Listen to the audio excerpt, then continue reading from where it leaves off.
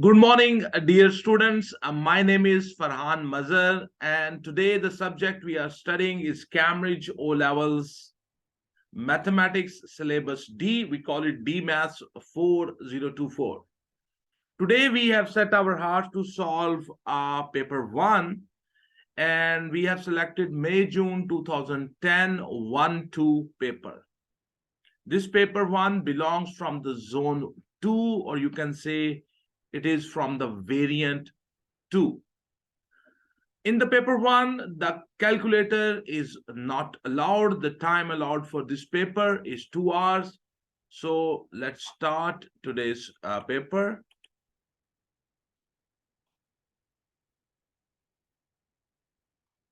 So May-June 2010 1-2 paper. The time allowed is 2 hours. Question 1 is showing up on your screen. He says, evaluate A part. 1.5 minus 0.2 multiply 4. 0.2 can be written as 2 by 10. First of all, we will do the multiplication. So here you see, unfortunately, when I took the diagram and the photo, and this portion became blur. So 1.5 minus 0.2 multiplied 4. So 0.2 can be written as 2 by 10. So 1.5 minus 2 by 10 multiply 4. So 1.5 minus 8 by 10. 1.5 minus 0.8, and it will be 0.7. So the first answer is 0.7. Question number 1, B part. 4.2 divided by 0.07. 4.2 can be written as 42 by 10. 0.07 can be written as 7 by 100. We will convert the divide sign into multiplication sign, and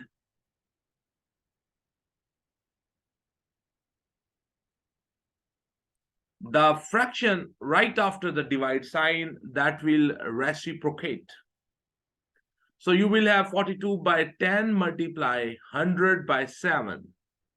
7 and 42 will be cancelled with each other, with the 7 6 are 42, and 10 and 100 will be cancelled with each other. So you will have 6 multiply 10. So that will be 60. 60 is the right answer, sir. Question number 2, A part. 5 is the statement of the question is express as a single fraction. 5 by 7 minus 2 by 5. So here you have two fractions which are subtracting. So first of all, I will take their LCM. 5 and 7 is in the denominator, so their LCM will be 35. So 35 divided by 7 will be 5. So 5 will multiply with the numerator. When you divide the 35 with the second denominator, which is 5, you get 7. So that 7 will multiply with the numerator. So 5 into 5, that will be 25. And 2 into 7 will be 14. So you will have 25 minus 14, and that will be 35. So 25 minus 14, and that will be 11. So your answer will be 11 by 35. 11 by 35 is the right answer. Question number 2, it's B part. It says 1 whole 1 by 5 divided 2 whole 1 by 3. So 5 ones are 5, and 5 plus 1 will be 6. So it will be 6 by 5 divided by 3 twos are 6. 6 plus 1 will be 7. 7 by 3. Then I will convert that divide sign into multiplication sign. So 6 by 5 multiply. So the fraction after that divide sign, that will reciprocate. So you will have 6 by 5 multiply 3 by 7. So this will be, the numerator will multiply with the numerator, the denominator will multiply with the denominator. So you will have 18 by 35. 18 by 35 is the right answer. Question number 3, it's A part. In a town, 11,000 people out of the total population of the 50,000 are aged under 18. What percentage of the population is aged under 18? So very simple, 11,000 divided by the total, that's 50,000, multiply 100. So 11,000 divided by 50,000 multiply 50,000 multiply 100. So all the zeros will be cancelled. So 11 into 2. So that will be 22. So the percentage is 22. 22% is the right answer. Question number 3, B part. A company employing 1,200 workers increased the number of workers by 15%. How many workers does it now employ? So the original number of workers are,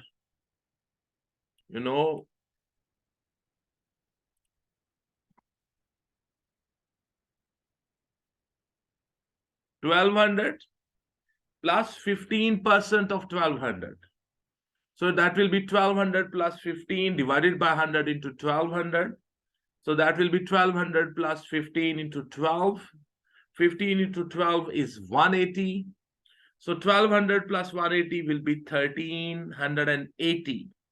So now they are employing 1,380 workers. So our answer is right.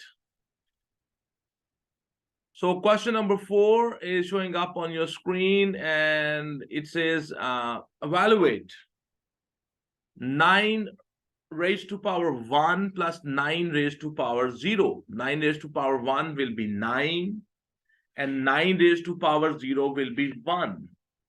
So it will be 9 plus 1, and that will be 10.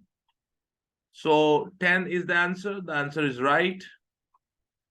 Question number 4, it's B part.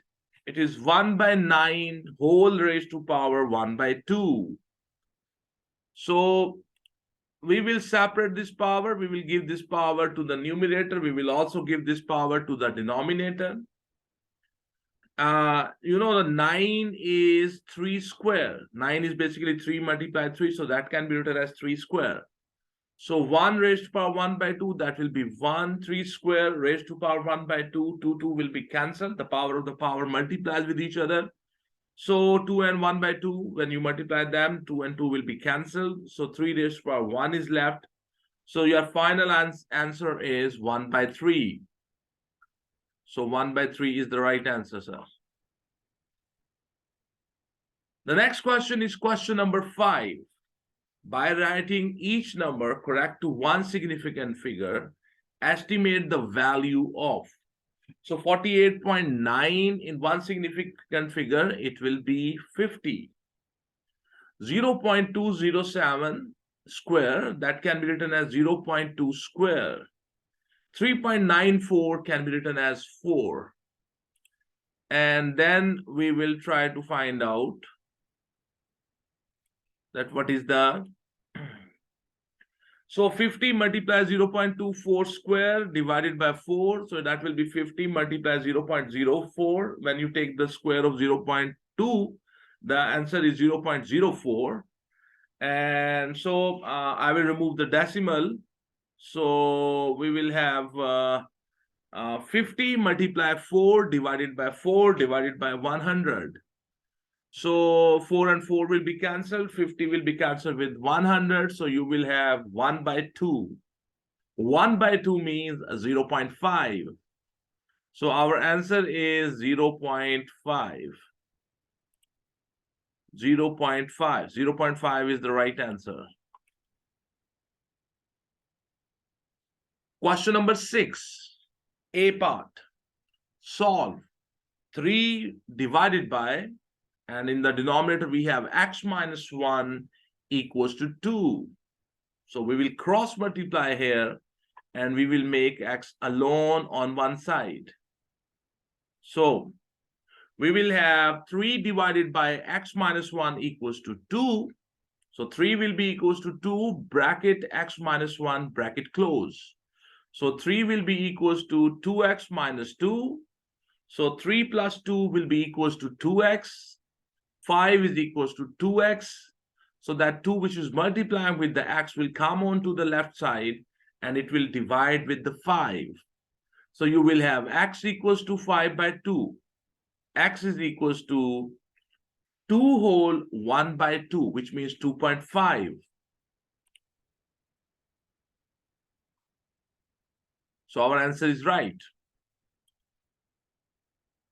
Question number 6 is B part. He says, given that P equals to 2t minus R, express T in terms of P and R.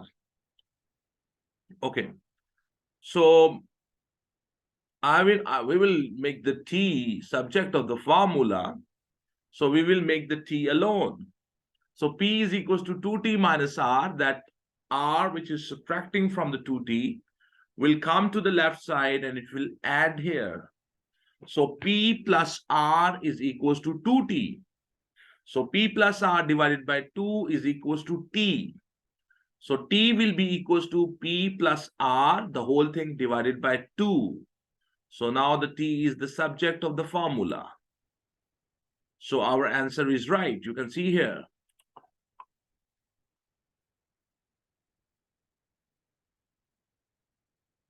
One on the regular hexagon below, question number 7. On the regular A part, question number 7 A part. On the regular hexagon below, draw all the lines of symmetry. So we have to draw the lines of symmetry. So easiest line of symmetry will be this one, then this one, then I think this one, and this one, this one. Okay. So there can be lines of symmetry. So here you go. So I have drawn 1, 2, 3, 4, 5, 6. So there are 6 lines of symmetry, as you can see. Line of symmetry is a line which divides that figure into 2 equal parts. And when you fold that figure, the 2 parts of the figure, along that line, both the parts exactly match with each other, on each other. That's the, okay, so according to the marking scheme also shows the same. On the grid below, draw a quadrilateral with the rational symmetry of order 2. So the famous quadrilaterals whose order of rational symmetry is 2 is a rectangle. So we will draw a rectangle here. So on your screen, you can see I have drawn a rectangle here. The order of rotational symmetry of this rectangle is 2. So our answer is right. The table below shows the record minimum monthly temperature in degrees centigrade in the Vostok and London. So you can see the temperature in the January, in the February, in the March, April, May, June, July, August, September, October, November, December. Find, A part is the difference between the temperatures in Vostok and London in July. So in July, in the Vostok, the temperature is -74. And in London, the temperature is 7 degrees. So the temperature difference will be 7 minus -74. So let me show you question number 8. So it says 7 minus -74. It will be 7 plus 74. So it will become 81 degree. 81 degree is the right answer, sir. Question number 8, B part. The difference between the temperatures in Vostok in February and June. So the difference between the temperatures in Vostok in February and June. So February, so in February it's minus 47 and in June it's minus 71. So minus 47 minus 71, it will become minus 47 plus 71. So that means 71 minus 47. So that will be equals to 24 degrees. 24 degrees. So I hope you understand this. 24 degrees is the right answer, sir. He says, question number 9, write as the product of prime factors. The prime factors of 168 are given. 168 is equals to 2 raised to power 3 into 3 into 7. He says, A part, express 140 as a product of its prime factors. So we will do the prime factorization of 140. So, you know, 140 is prime factorization. You divide it with the smallest possible prime number. So I'm going to divide it with the 2. So you get 70. Then again, I will divide it with the smallest possible prime number, that is 2. So you get 35.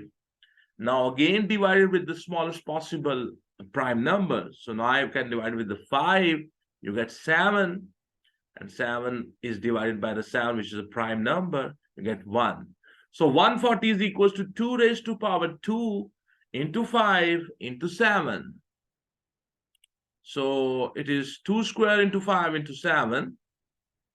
Okay, so question number 9 is B part. He says, find the highest common factor, which we call HCF, of 168 and 140. You see, when you find the highest common factor, we note in the HCF those factors which are common in both the numbers, and we write their smallest power. So for example, 168 is equals to 2 cube into 3 into 7. 140 is equals to 2 square into 5 into 7. So 2 is common. So I will write 2, but I will note down its smallest power.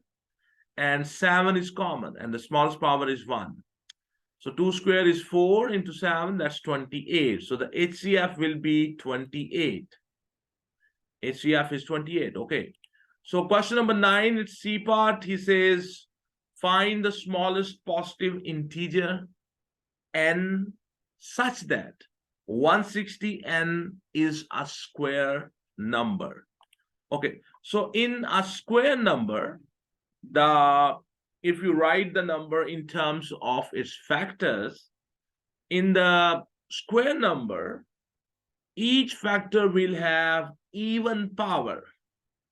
For a square number, each factor should have even power. The power should be 2, or it should be 4, or it should be 6 or 10, any even power. So 160n, and we don't know how much is n. So 168n is 2 cube into 3 into 7 into, and we don't know what is n. Here we have 2 raised to power 3, so the n must have 2 raised to power 1 to make 2 raised to power 4. 3 raised to power 1 is in 168. So here in n we should have a 3 raised to power 1, so 3 raised to power 2 can be made. Here we have 7 raised to power 1 in 168, so in the n we should have 7 raised to power 1, so that the power of the 7 can be 2. So it means that the n is 2 into 3 into 7, and that will be 42. So the value of the n is 42. So the main purpose, the main technique in finding the n is that we followed this idea that in a square number, each factor will have a power which is even. So I try to make the powers even.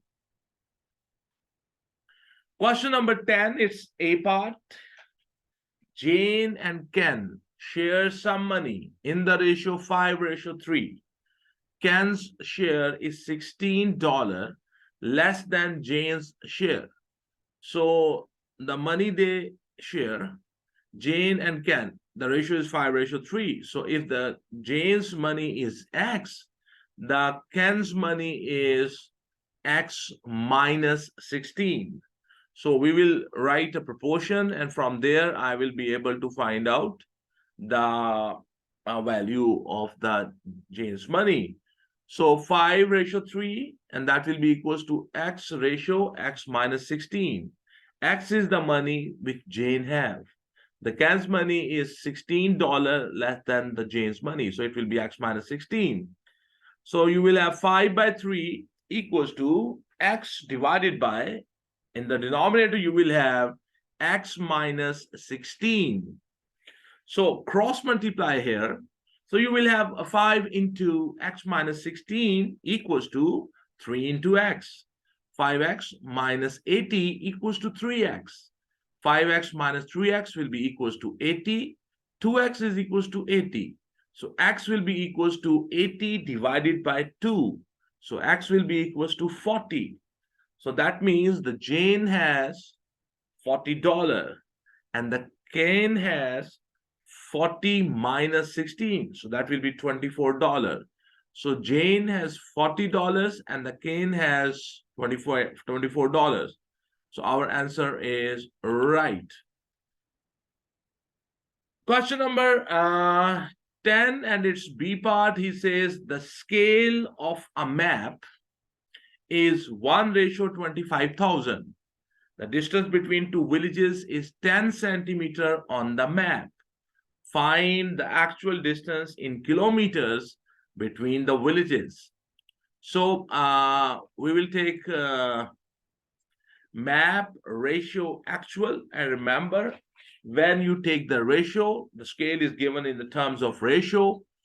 The unit map and actual will have the same units. Okay, so on map something is 1, the actual thing is 25,000. So on map something is 10 centimeter, how much it will be in actual? So suppose that is X. So 1 divided by 25,000 is equals to 10 centimeter divided by X. So the X answer will be also in centimeter. So cross multiply, so X will be equals to 25,000 multiply 10. So you will have 250,000. X is equals to 250,000 centimeter. Now I will convert that centimeter thing into kilometer. If you want to convert centimeter into kilometer, you will have to divide 100,000, because in 1 kilometer there are 100,000 centimeter. So 250,000 divided by 100,000. So I will move the decimal. So the answer will be 2.5 kilometers. So the actual distance is 2.5 kilometer. So let's check. 2.5 is the right answer, sir. Okay, so we are going to the next question. The next question is question number 11. And this question is about functions. Given that f of x is equals to 5 minus 2x, the whole thing divided by 3x.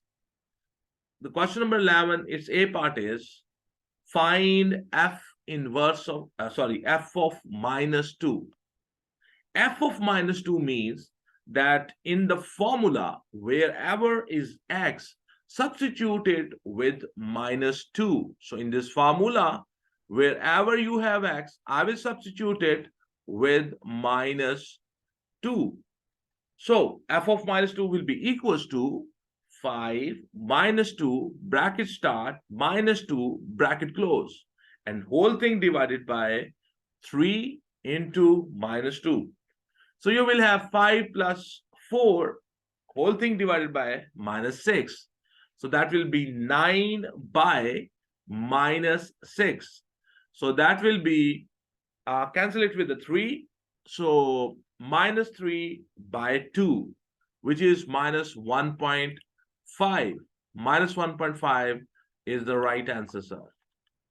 Question number 11, it's B part, and it's a 2 marks question. They want us to find out f inverse of x. So we want to find out the inverse of this function. For this purpose, we always write this standard sentence that let f of x is equals to y. So from here, x will be equals to f inverse of y. In the place of f of x, put its formula, which is 5 minus 2x, the whole thing divided by 3x, equals to y. So now I will make x the subject of the formula. For this purpose, we will cross multiply. So 5 minus 2x is equals to 3xy. All the terms which have x, I will bring them to the same side. So 5 is equals to 3xy plus 2x. I will take x common. So 5 is equals to x bracket 3y plus 2 bracket close. So I will make x alone. So x will be equals to 5 divided by, and in the denominator we have 3y plus 2. So in the place of x, I will put this. So in the place of this x, I will write f inverse of y is equals to 5 divided by 3y plus 2. Then I will change the variable on both the sides. So we will have f inverse of x equals to 5 divided by, and the whole thing divided by, the denominator will be 3x plus 2. So let's check. 5 divided by 3x plus 2. That is the right answer, sir. So that was a 2 marks question. So now we are on the question number 12. He says, it is given that y is inversely proportional to the square of x, and y is equals to 48 when x is equals to 1 by 2. Find the formula for the y in terms of x. So they said y is inversely proportional to the square of x. So we will have y proportional 1 by x squared. So when I will convert that proportional sign into equal sign, I will write y equals to k divided by x squared.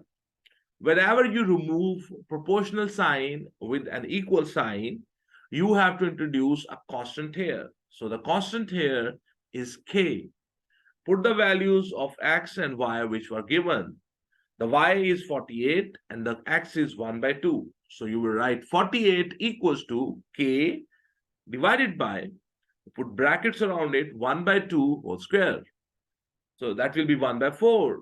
So bring that 1 by 4 to the other side. So you will have 1 by 4 multiply 48 equals to k. 4 and 48 will be cancelled with each other. So k is equals to 12. So the formula will become y equals to 12 divided by x squared. So that is question number 12, and it's A part. Now we are going to the question number 12. It's B part, and that's a 1 mark question. Their question is, find the values of x when the y is 3. So now we know the formula, y is equals to 12 by x squared. So y is equals to 12 k by x squared, which means y equals to 12 by x squared. The value of the y is 3. The value of the x is question. So 3 is equals to 12 by x squared. So x squared will be equals to 12 divided by 3. 12 and 3 will be cancelled with each other. So x square will be equals to 4. Take square root on both the sides. So you will have x equals to plus minus 2. X equals to plus minus 2. So our answer is right. So it's a 3 marks question. The question number 13. Question number 13 is of 3 marks. Solve the simultaneous equations. So 3x plus 2y is equals to 7. That's the first equation. X minus 3y is equals to 17. That is the second equation. So you see, these are simultaneous equations and you want to solve them. So one strategy, there can be many strategies, but one of the strategies is we will make the coefficient of the y same. For that purpose, multiply the first equation with 3 and the second equation with 2 and add these two equations and the y will be cancelled and you will be left with only x. So you can see here the solution, 3 bracket 3x plus 2y plus 2 bracket x minus 3y equals to 3 into 7 plus 2 into 17. So it will be, now it will be 9x plus 6y plus 2x minus 6y equals to 21 plus 34. So plus 6y minus 6y, they will be cancelled with each other. So 9x plus 2x will be 11x equals to 21 plus 34 will be 55. So x is equals to 55 divided by 11. So x will be equals to 11 and 55 and 11. They can be cancelled with the table of 11. So x will be equals to 5. So now once you know the value of the x, you can put the value of the x in the first equation or in the second equation. So x minus 3y equals to 17. That's the second equation. So in the place of x, I will substitute 5. So 5 minus 3y is equals to 17. So we will have minus 3y equals to 17 minus 5. So minus 3y is equals to 12. So y is equals to 12 divided by minus 3. So the y will be minus 4. So this is how this question is done. The whole question 13 is showing up on your screen. So x is 5 and y is minus 4. Our answer is right. That was a 3-mark question.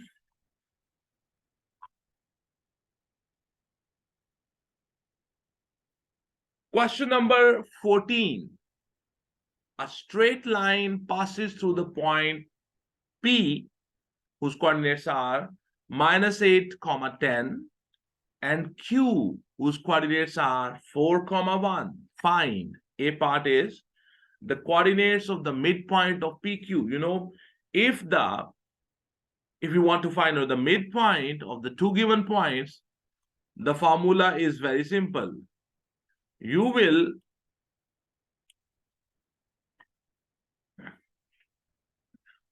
formula is x2 plus x1, the whole thing divided by 2, comma, y2 plus y1, the whole thing divided by 2. So it will become minus 8 plus 4, whole thing divided by 2, comma, 10 plus 1, and whole thing divided by 2. So it will become minus 4 divided by 2, which will be minus 2, and 11 by 2, which will be 5.5. So the coordinates of the midpoint are minus 2, 5.5. Minus 2, 5.5 is the right answer, sir. The B part is find the equation of the PQ, and it's a 2 marks question. The P and the Q points, their coordinates are given. So the method is very simple. This is a 2 steps calculation. In the first step, I will find out the gradient of the PQ line. The formula for the gradient of the PQ line is y2 minus y1, the whole thing divided by x2 minus x1. Once I know the gradient, then, and the gradient is represented with the letter m, and then I will use the equation y minus y1 is equals to m bracket x minus x1, and I will find out the equation. So first of all, the p coordinate, p point minus 8 comma 10, the q is 4 comma 1, the m, the gradient will be y2 minus y1, the whole thing divided by x2 minus x1. So it will be 1 minus 10 divided by 4 minus 8. Upstairs you will have minus 9, downstairs you will have 12. So cancel with the 3, so you will have minus 3 by 4. So the gradient is minus 3 by 4. Because we want to find out the equation of the PQ, so I will use the formula y minus y1 equals to m bracket x minus x1 bracket close. So we will use the first point, its coordinates in the place of x1 and y1, and m will be substituted with minus 3 by 4. So you will have y minus 10 equals to minus 3 by 4 bracket x minus 8 bracket close. So we will have y minus 10 equals to minus 3 by 4 bracket x plus 8 bracket close. This 4 will go to the other side. It will multiply with the left side. So you will have 4 bracket y minus 10 bracket close equals to minus 3 bracket x plus 8 bracket close. So 4y minus 40 is equals to minus 3x minus 24. 4y is equals to minus 40 equals to minus 3x minus 24. So 4y will be equals to minus 3x minus 24 plus 40. 4y will be equals to minus 3x plus 16. This 4 will go to the other side and it will divide with both the terms.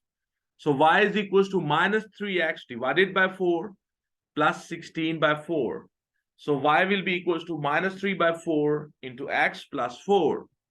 So this is how this question is done. This is how we find the equation. So hopefully you understand, and let me reduce the size further so you can see the whole question together. Now the whole question is showing up on your screen. So let's check. 3 by 4 is 0.75. So minus 0.75x plus 4. And our answer is the same. So our answer is right. The next question is question number 15. And that question is on circle properties. The diagram shows a circle, center O, passing through A, B, C, and D. BOD is a straight line and the BAC angle is 38. The line BQ is a tangent to the circle at the point B. So this is the tangent. This is the radius. Okay. So this angle will be, the OBQ will be 90. OB, this angle, the whole angle will be 90. Their first question is find the DAC. They want to find out DAC. You know, this is the diameter. And if you bring the ends of the diameter on the circumference, the angle subtended by the diameter on the circumference is 90 degrees. We call this property right angle in the semicircle. So this angle BAD will be 90. So from 90, if you subtract 38, you get DAC. So that's the question number 15, and it's A part. Let me show you.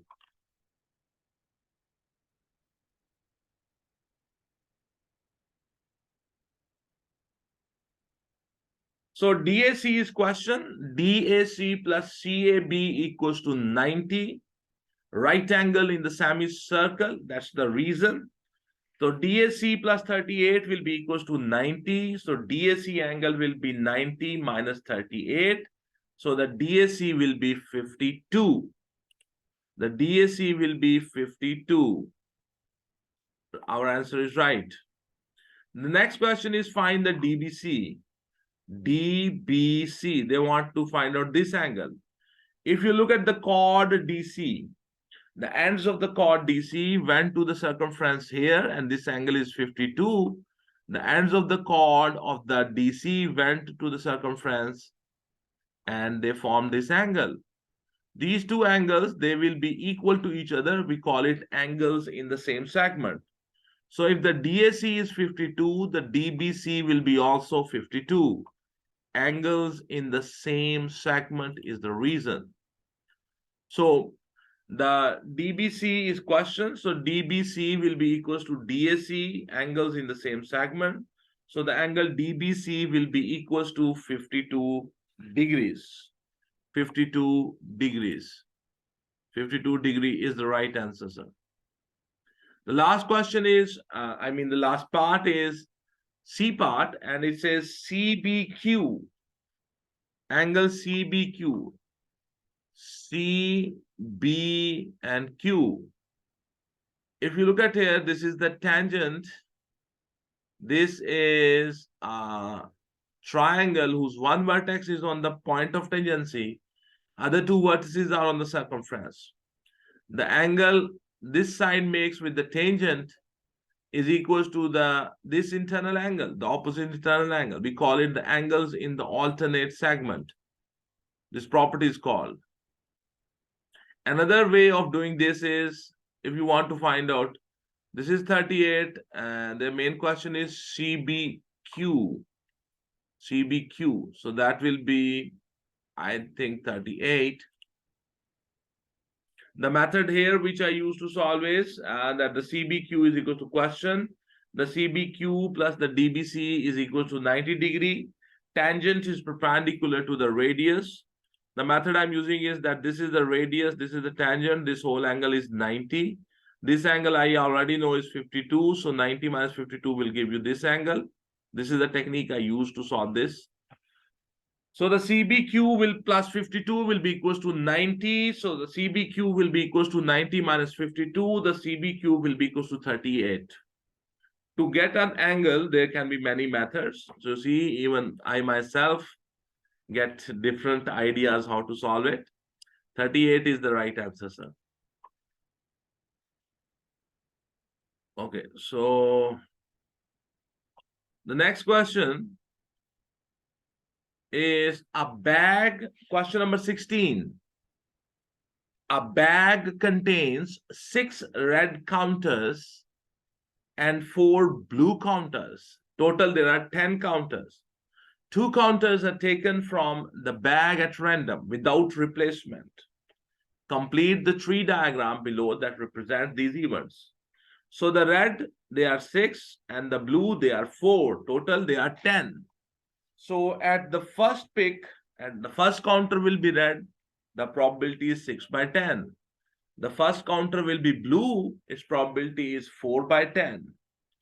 Once the one red is out, the total will decrease by 1, and the number of red will also decrease by 1. So now the probability of getting a red will be 5 by 9, getting a blue will be 4 by 9. If a blue is first out, then getting a red in the second counter will be red, its probability here will be 6 by 9, and getting a blue, first a blue is out and then getting a blue, its probability will be, because one blue is already out, so it will be 3 by 9. So let me show you. So this will be 4 by 10. This will be 5 by 9. This will be 4 by 9. This will be 6 by 9. This will be 3 by 9. So the outcome of this is red comma red. Outcome of this is red comma blue. Outcome of this is blue comma red. And outcome of this is blue comma blue. So this is how you will complete it. So you can look at the answers: 4 by 10, 4 by 9, 6 by 9, 3 by 9. Okay, so our answers are right. The question is, express your answer as a fraction in its simplest form. Calculate the probability that both counters are the same color. Both counters are of the same color. That means probability of the red comma red plus the probability of the blue comma blue.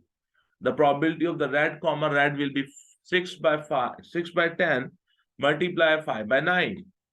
Probability of the blue comma blue will be 4 by 10 multiply 3 by 9.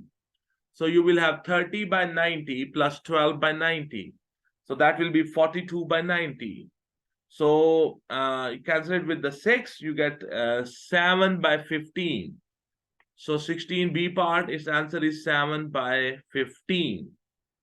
So this is how you will do this question. 7 by 15 is the right answer.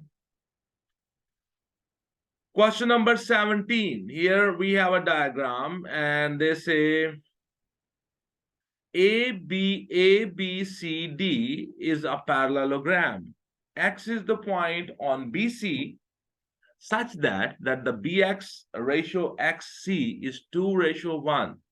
So this portion is 2, this portion is 1. The total portion will be 3. AB, this is 2P, and AD is 3Q. Find in terms of P and Q. The A part is question number 17, A part, find AC. If you want to find out AC, we will make the bypass. From A, I will go to B, and from B, I will go to C. A to B is 2P, and B to C will be 3Q because parallelogram, the opposite sides are the same vectors. So very simple. Okay. So the AC is question. AC will be equals to AB plus BC. So the AC will be equals to 2P plus 3Q. That's question number 17. It's A part. 2P plus 3Q. Our answer is right. Then the question is find AX. So from A to X. So A to X will be A to B plus B to X. So A to B will be 2P and B to X will be 2 by 3 of the BC. So AX is question. AX will be equals to AB plus BX. That's the bypass. And AX will be equals to AB plus, in the place of BX, I can write 2 by 3 of the BC. So AX will be equals to AB is 2P and the BC is 3Q. So 2 by 3 into 3Q, 3 will be cancelled. So the AX will be equals to 2P plus 2Q. So that is how you find the AX. 2P plus 2Q is the right answer.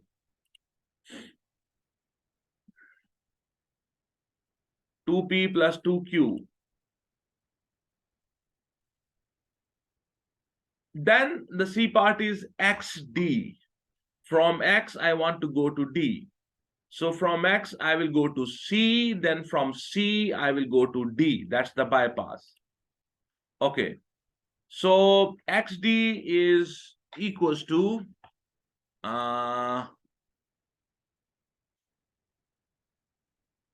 XD is equals to, from X go to C and from C go to D. XC is 1 by 3 of the BC and the CD is minus DC. So BC is 3Q. So you will have 1 by 3 into 3Q minus DC is 2P. So you will have 3 and 3 will be cancelled. So you will have Q minus 2P. Q minus 2P or minus 2P plus Q. So our answer is right. Okay, so now we are going to the next question. The next question is question number 18. OAB is the sector of a circle of radius r centimeter. AOB angle is 60 degrees. Find in its simplest form an expression in terms of r and pi for. A part is the area of the sector. You know the area of the sector is theta divided by 360 multiply pi r square. So theta is 60 degree. So the area of the sector is theta by 360 pi r square, and theta is 60 degree. So you will have 60 divided by 360 pi r square. 0, 0 will be cancelled. 6 1s are 6, 6 are 36. So you will have 1 by 6 into pi into r square. So let's check. Pi r square by 6. So pi r square by 6 is our answer. The B part is the perimeter of the sector. The perimeter of the sector will be radius plus this arc. And this arc is theta by 360 2 pi r. The perimeter of the sector is radius plus arc. So radius plus radius, and the arc of the sector is theta divided by 360 into 2 pi r. So the radius plus radius, that will be 2r plus 60 divided by 360 into 2 pi r. So the 2 radius plus 1 by 6 into 2 pi r. So the 2 radius plus 1 by 3 into pi r. 2r plus pi r by 3. 2r plus pi r by 3. So our answer is right.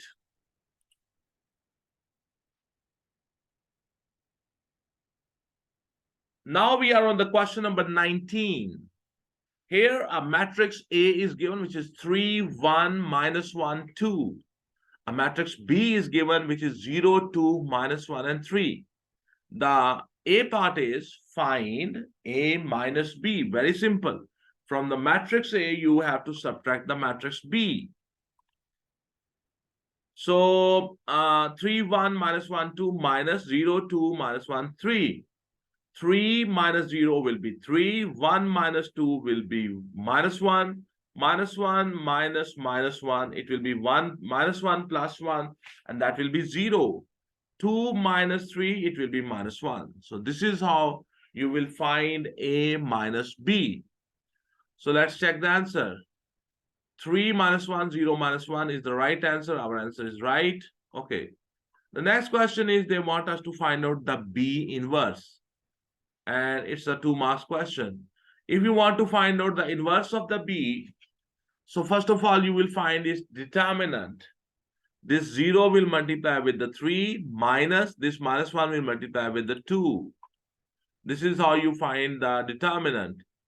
So 0 into 3 minus 1 into 2, and that will be 0 plus 2, and that will be 2.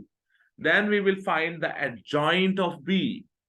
In the adjoint of B, you see what we do, we change along this diagonal, we change the location of these members, and along this diagonal, we just change their signs. So the adjoint of the B will be 3 minus 2, 1, and 0. The B inverse will be 1 by B determinant into adjoint of B. So it will be 1 by 2 into 3 minus 2, 1, and 0. So this 1 by 2 will multiply with all these 4 members.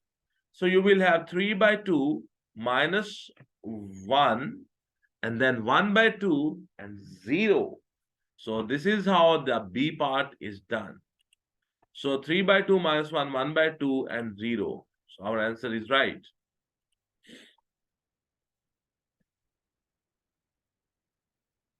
Question number 20.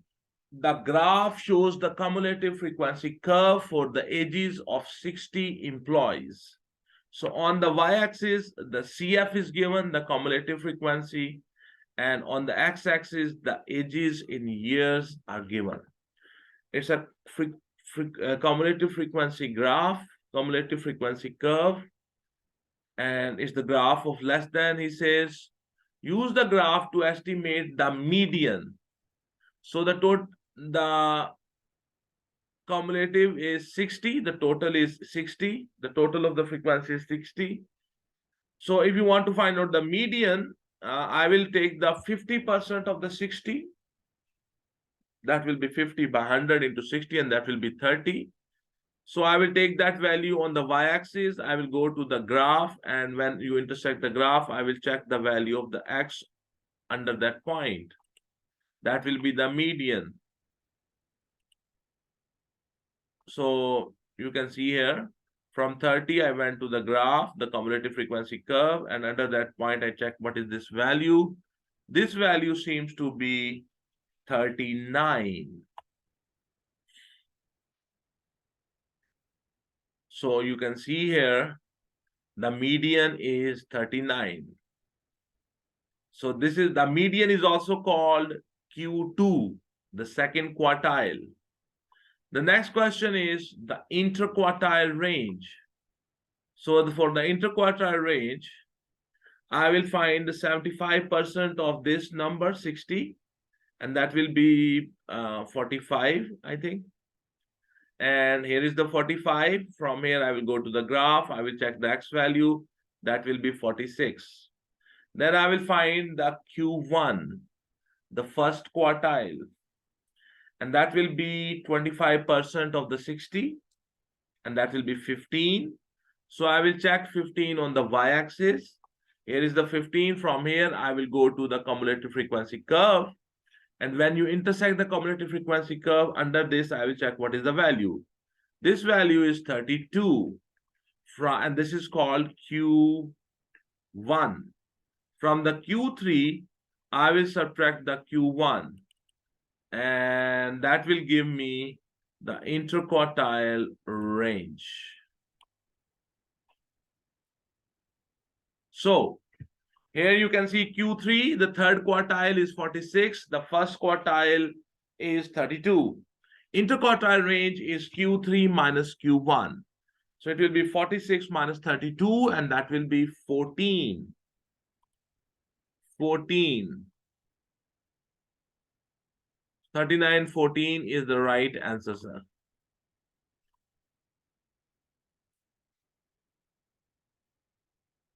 Then we have question number 20. It's C part. He says number of the employees aged over 50. Aged over 50 means here is the age, 50 years. From here, you will go to the cumulative frequency curve. And then you will check what is the value of the y. That will be, I think, 51. So because he wants the age more than 50, so the people whose age is more than 50, they are above here, So the number of people will be 60 minus 51.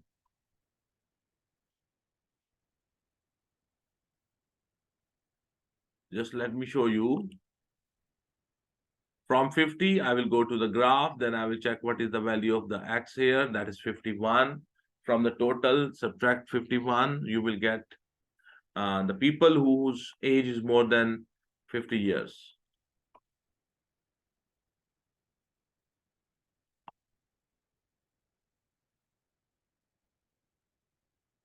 So aged over 50 will be 60 minus 51. That will be 9 people.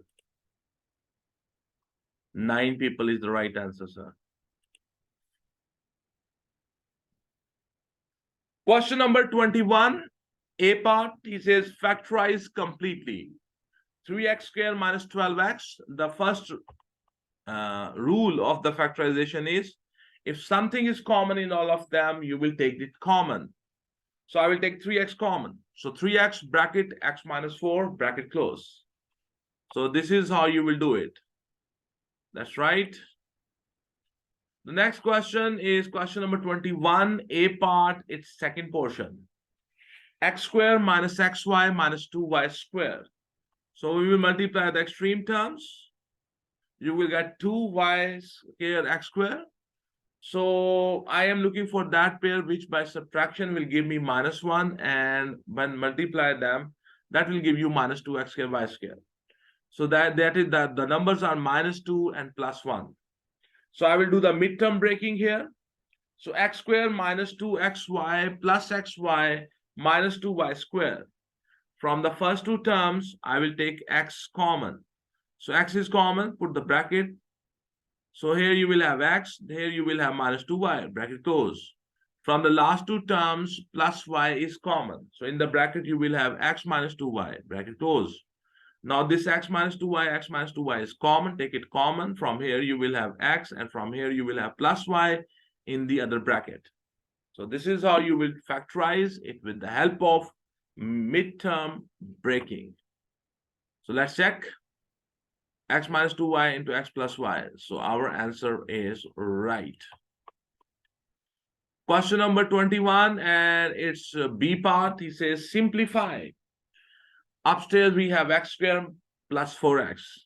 Downstairs we have x squared minus 16. So from the top I will take x common. So you will have x bracket x plus 4 bracket close. In the downstairs, they are perfect squares and you have a negative between them. So it is x squared minus 4 squared. So I will apply the formula of the a square minus b square is equals to a plus b into a minus b. So x square minus 4 square can be written as x plus 4 in one bracket into other bracket will be x minus 4. So x plus 4 and x plus 4 brackets will be cancelled. So you are left with the x divided by x minus 4. Question number 21, B part. So our answer is right. Question number 22. A box has a volume 2.5 meter cube. Express this volume in centimeter cube. So if you want to convert, if you want to convert the meter cube into centimeter cube, you will have to multiply with 100, 100, 100. So the volume will be 2.5, which is meter cube. You multiply with 100, multiply with 100, multiply with 100. It will be converted into centimeter cube. So the volume will be 2.5 into 100,000. And no, it's 10. It's more than 100,000, I think. Yeah. It's like 1 million. So the final answer will be 250000. The decimal has moved to the left, sorry, to the right, 6 steps. So that's why you have 2, 5, and 5 zeros. Centimeter cube. Let's check. 2, 5, and 5 zeros. Yes, our answer is right. Question number 22 is B part. John has a length of string. The string is 4 meter long, correct to the nearest 10 centimeter. Write down the lower bound of the length of the string. Give your answer in centimeters. Okay. So it is correct to 10 centimeters. So 10 centimeter divided by 2, that will be 5 centimeter. 4 meter in centimeters will be 400 centimeter. So its upper bound by adding this you get, and its lower bound by subtracting this number you get. So 400 plus 5 centimeter, it will be 405 centimeter. That's the upper bound of the total length. And 400 minus 5, that will be 395 centimeters. So this is the lower bound of this length. Their question was, write down the lower bound of the length of the string. So that will be 395. 395 is the lower bound of that length of the string. John cuts off 10 pieces of string. Each piece is 5 centimeter long, correct to the nearest centimeter. To the nearest centimeter, I will take it as 1 centimeter. You divide it with the 2, you get 0.5 centimeter. Each piece is 5 centimeter long. So the length of the each string, which is cut off, its upper bound will be 5 plus 5 plus 5 plus 0.5, that will be 5.5. That's the upper bound. The lower bound will be 5 minus 0.5, that will be 4.5 centimeter. The remaining length of the string will be, from the full length, you subtract the length of 10 strings. So because we want its minimum answer, so this length from which it is subtracted, it should be minimum, and this length must be maximum. By this logic, you will get the minimum value of the remaining length. So the string, its complete length is, the lower bound of that length is 395 minus 10 multiplied 5.5. Its upper bound is taken. So 395 minus 55, so you will have 340. Here, a strong logic is used. 340. Our answer is right.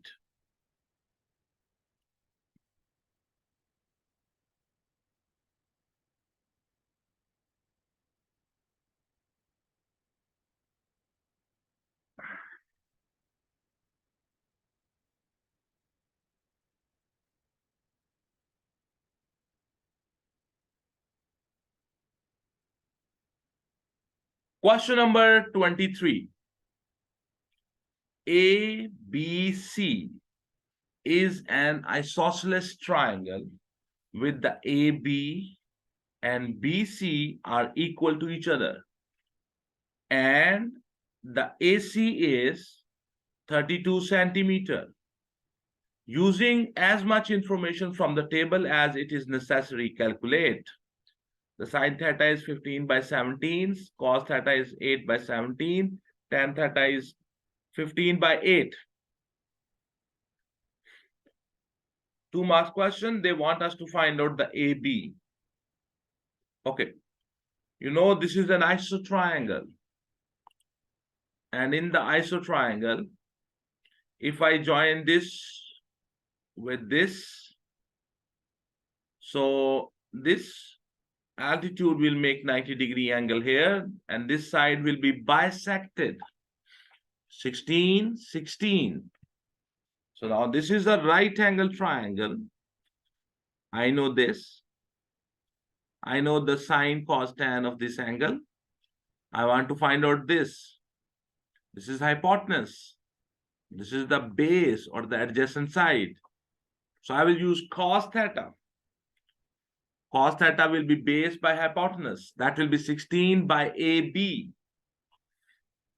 Cos of theta, its value is given. Cos theta is 8 by 17. So you will have AB equals to 16 divided by cos theta. So AB will be equals to 16 divided by 8 by 17.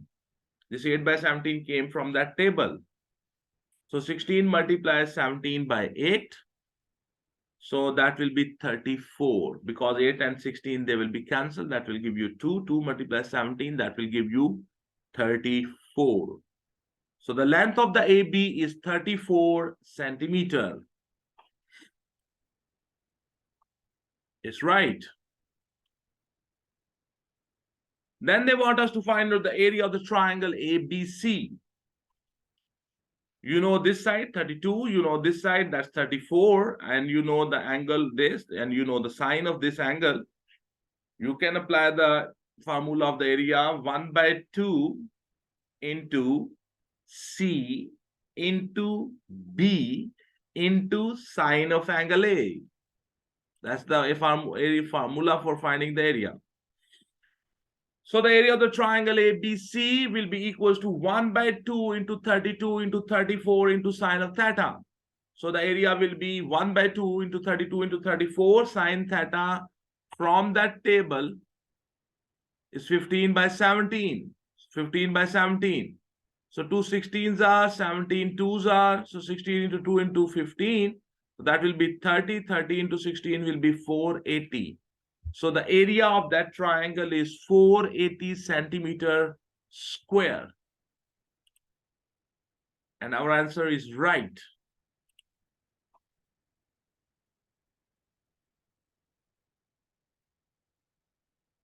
Question number 24. The diagram below shows 3 triangles P, Q, and R. So there are 3 triangles, P, Q, and R. Triangle T is the image of the triangle P under an enlargement with the center 5, 2 and scale factor 2.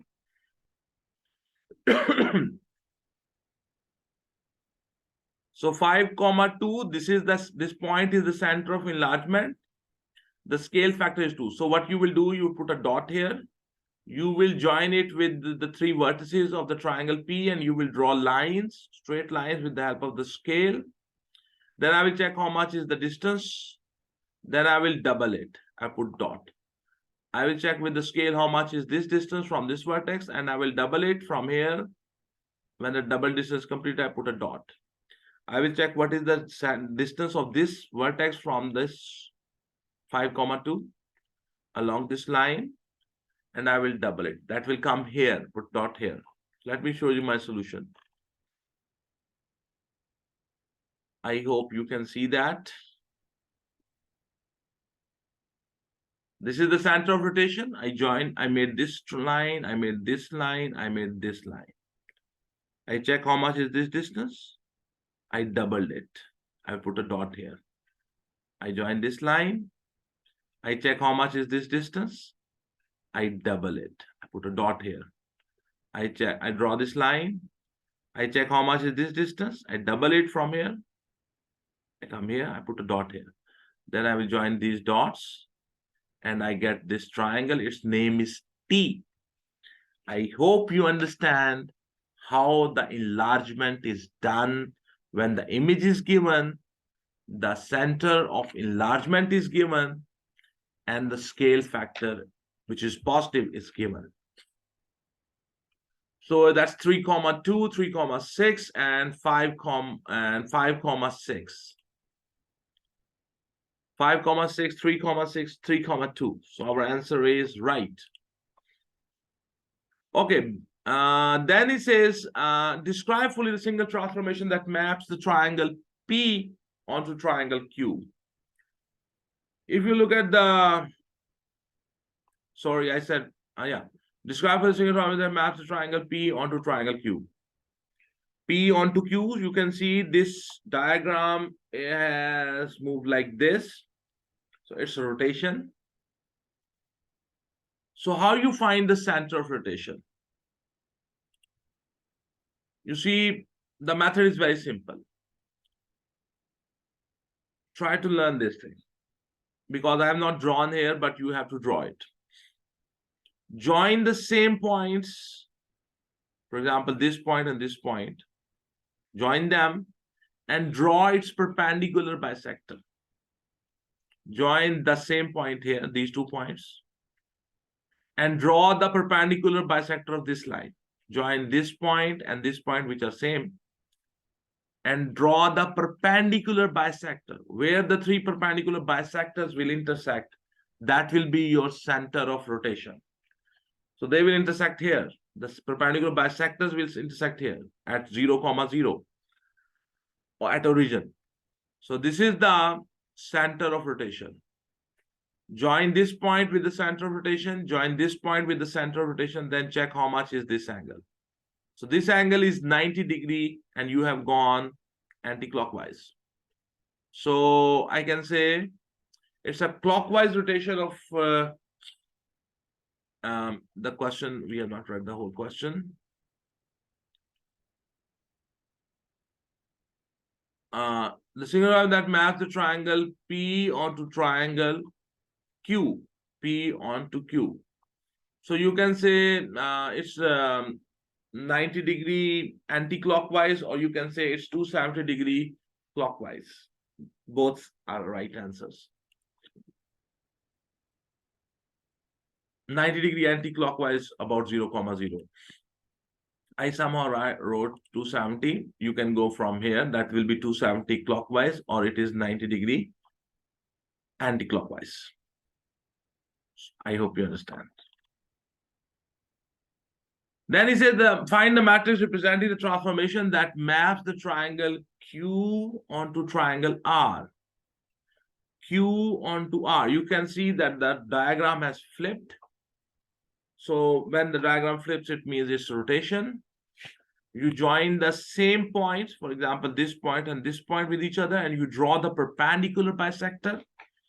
And I hope you know how to draw the perpendicular bisector with the help of the compass. You have learned it in your chapter of locus. So join the same points, this point and this point, and draw the perpendicular bisector of this line. And that perpendicular bisector will be the mirror line. That will be the line of reflection. That will be the line of symmetry. Okay, so what we will do, so you can see the line of reflection.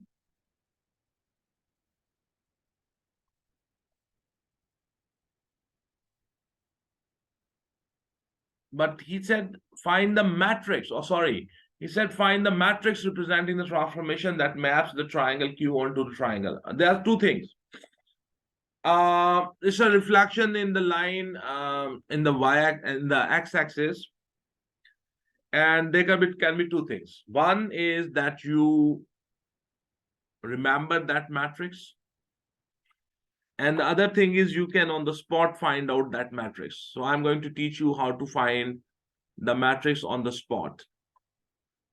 So I'm going to take 2 points on the object, and I'm going to take the 2 same points on the image.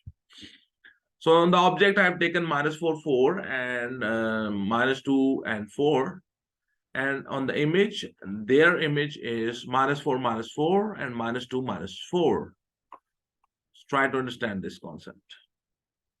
You know, the transformation matrix multiply object is equals to image. So the transformation matrix is object is -4, 4, -2, 4.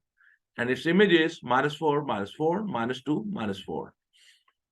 Now I want to find out transformation matrix. So this will go on the other side. It's multiplying here. It's on the second position. So when it will go on the other side, we will take its inverse.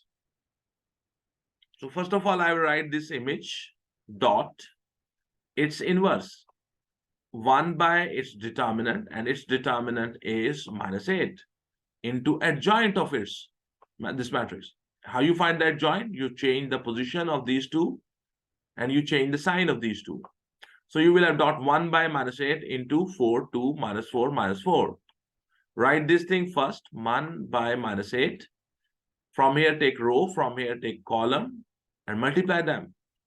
So -4, it will be -16 plus 8. Now this will multiply with the second column, and it will be -8 plus 8. Then this row will multiply with the first column. It will be -16 plus 16. Then this row will multiply with this column, -8 plus 16. So you will have 1 by -8 into -8, 0, 0 plus 8. So 1 by -1/8 will go inside. So it will become 1. This is 0. This will be 0. And this will be -1. So the matrix which represents the reflection in the x-axis is 1, 0, -1. I told you there are 2 methods. One is you just remember that what is the matrix which represents the reflection in the x-axis. And the other method is you take 2 points on the object, you take 2 points on the image for the same point, the corresponding point on the image, and you use this formula, transformation matrix multiply object is equals to image, and you find that matrix. So the transformation matrix will be 1, 0, 0, -1. Let's check the answer. 1, 0, 0, -1. Our answer is right. This is a little tricky, but we don't have to remember. We don't have to memorize that matrix. So that is C part of the question number 24.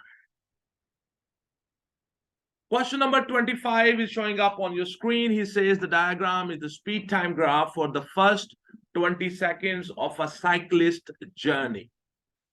Calculate the distance traveled in the first 16 seconds. So because it's the speed time graph, the area under the speed time graph is equals to the distance traveled. So in the first 16 seconds, first 16 seconds are here.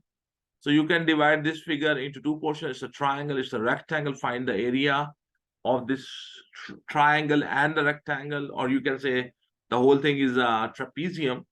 Find the area of this, area under the speed time graph, and that will be equals to the distance traveled. So the Where is the A part? Yeah. So the area under the speed time graph will be equals to, I have taken that diagram as a trapezium. So the height of the trapezium is 9. This parallel side is 16. This parallel side is 8. So 1 by 2 into 9 into sum of parallel side, that is 16 plus 8. So 1 by 2 into 9 into 24 and 9 into 12, and that is 108 meter. So the distance traveled is 108 a meter. Okay, so our answer is right. Then the question is, by drawing a tangent, find the acceleration of the cyclist when the t is 18. So t18 here. So here, this is t18. So I will draw a tangent here. And then I will take 2 points on that tangent. I will note down their coordinates. And here you can see I have drawn a tangent here. And on this tangent, I have taken this point. That's 20, 11.5. And I have taken this point, that is 15, 8. And I will use them to find out. This is 20, 11.5. Okay. So I have taken 2 points on that gradient. I've drawn that tangent, and then I've taken 2 points on that gradient. Then I will find, by using those 2 points, I will find the gradient. The formula for the gradient is y2 minus y1 divided by x2 minus x1. So the gradient will be 8 minus 11.5 divided by 15 minus 20. So it will be minus 3.5 divided by minus 5. Minus minus will be cancelled. 3.5 divided by 5 is 0.7. So the gradient is 0.7.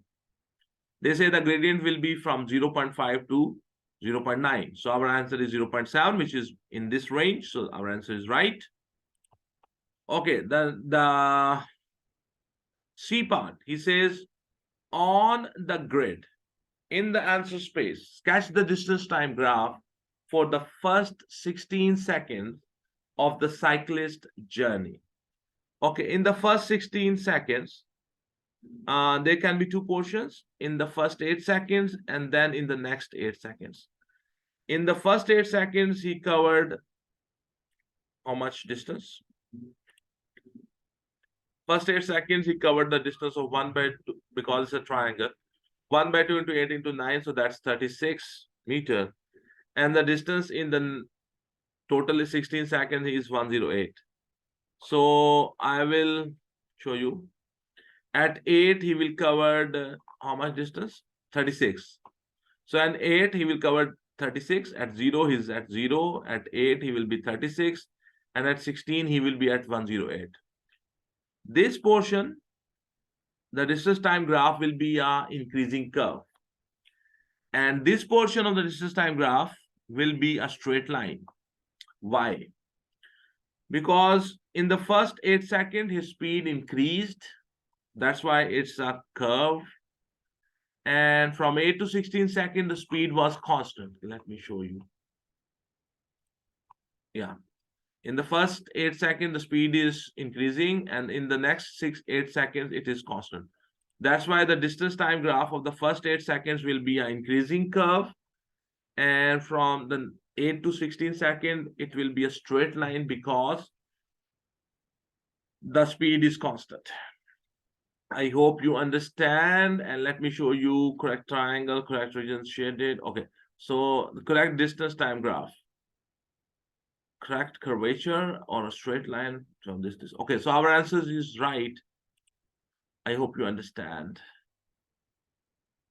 Okay, so we are done with the question number 25. So the next one is it says a map is drawn to a scale of 1 centimeter to 5 kilometer. The diagram below shows the position of the 2 radio mast A and B on the map. Answer A and B. A part is, a third radio mast C is north of the line AB. It is 40 kilometer from A and 50 kilometer from B. So 40 kilometer means 40 by 5, that will be 8 centimeter. So open your compass 8 centimeter, take A as the center and draw an arc of 8 centimeter here. From B it is 50 kilometers, so 50 divided by 5, it will be 10 centimeter. So takes B as the center and draw an arc of 5 centimeters. Where these two arcs will intersect, that will be the point C.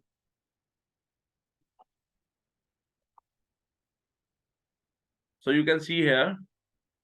Here you see I have taken A as the center. I've drawn an arc of 8 centimeter. And B, I've drawn an arc of 10 centimeter. I said 5 centimeters somewhere. It is 10 centimeters. So here they intersected.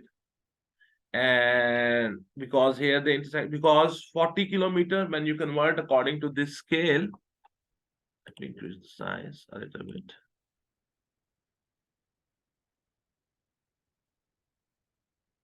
So 40 divided by 5, it will be 8 centimeter, and this is 50 kilometers. So 50 divided by 5, it will be 10 centimeter. So the BC line will be 10 centimeter, the AC line will be 8 centimeters. You open your compass 8. Here you open your compass 10 centimeter. I think I said 5 centimeters somewhere. So where these two in arcs intersect, that's the point C. Join it with the A and the B, and this is the triangle. Then their question is,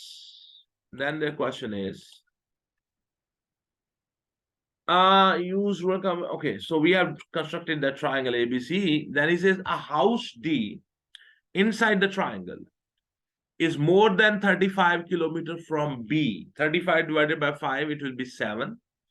So open your compass 7 and draw a circle of 7 and closer to A than to B. This means you have to draw a circle of 7 centimeter.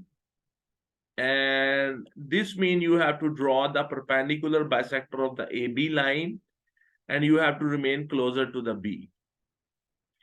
This means you have to remain out of that circle. So here you can see I've drawn that circle, and that circle is of 7 centimeter. And B is the center. I've drawn that circle. That circle is here. Okay. And then we have to draw the perpendicular bisector of the AB. For that purpose, I will put the compass at B, and I will open it more than the half of the AB. Draw an arc above this line, draw an arc below this line. Then I will put the compass on A. I will draw an arc here, and I will draw an arc here. Where these two arcs have intersected, I will join these points. This will be the perpendicular bisector of the AB. Now he says you have to remain out of that circle, inside the triangle, out of that circle, and nearer the B, near the B. So this small area, this will be shaded. It is out of the circle, it is in the triangle, and it is near the B. So this is how it is done. This area will be shaded.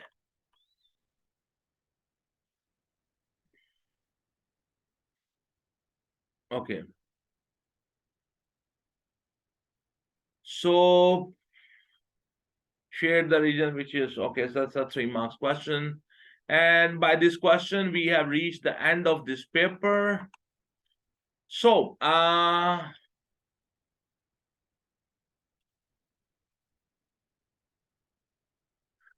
my dear students, we have completed this paper in this sitting, in this video. Today, we have done May-June 2010 4024-12 paper. This paper 1 was from the zone 2 or the variant 2. So I have tried my best to explain you the concepts of this paper. I hope this video will help you. If you find this video helpful, useful, and it has made your life easier and it has helped you to prepare your mathematics, please like this video. Share the link of this video onto your Facebook, onto your Instagram, onto your Twitter, link of this. Because when you share the link of this video, that helps me promote my channel. I think it's a great blessing for me that I can make these videos and I can share them on YouTube, and I can touch the life of so many students around the globe. It's a blessing for me and it's a blessing for you. Thank you very much, everyone. Keep studying, keep watching these videos. Thank you very much. Have a good day. God bless you all.